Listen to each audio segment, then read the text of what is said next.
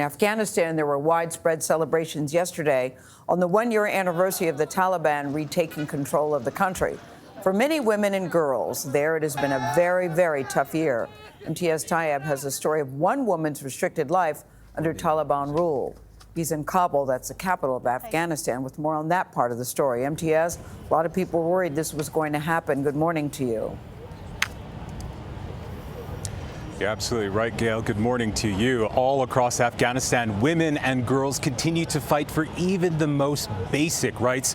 We spoke to one 25-year-old activist. A warning now, some of the details of her story may be hard to hear. Tamana Paryani's screams pierced the night in her quiet Kabul neighborhood when armed Taliban intelligence officers started banging on her door. The women's rights activist filmed the ordeal on her phone, broadcasting to the world as she begged for help. We met Paryani at a safe house as she tells us how she and her 3 sisters were arrested that January night. The only weapon I had was my camera. I knew I had to speak out, despite how dangerous the situation was. I did it so that I could show the world what the Taliban are really like, what kind of group they are, and how they seek to forcefully silence women. How long were you in prison for? For about 1 month. And how were you treated?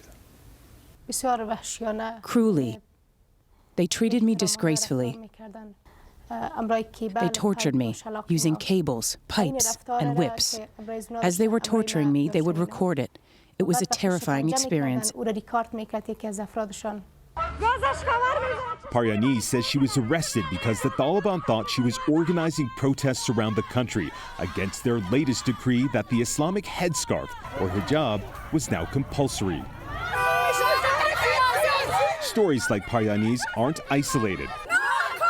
According to Amnesty International, the Taliban have, quote, decimated the rights of women and girls in Afghanistan through a campaign of harassment, arbitrary detentions, and torture. Abdul Gahar Balki is the Taliban spokesman for the Ministry of Foreign Affairs. We spoke to women's rights activists.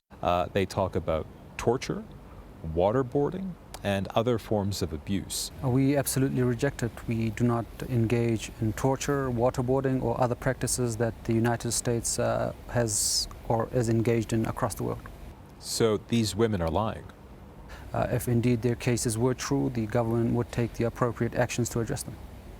Paryani says while she was in prison, there were times when she contemplated suicide. Every time I thought about taking my own life, I'd think about the future of my 3 sisters. If I'm dead, what will happen to them? But the Taliban were forced to release me. They couldn't kill me because I recorded my arrest. What do you think the world needs to know about the Taliban today? That the Taliban have money and resources, that they have food and they have drink. But the people of Afghanistan, they are drowning in their own blood. Now, Paryani tells us that she will continue to fight for Afghan women and girls, no matter the risks. Nate. Imtiaz Tyab, eye-opening and incredibly powerful reporting in Afghanistan. Thank you so much.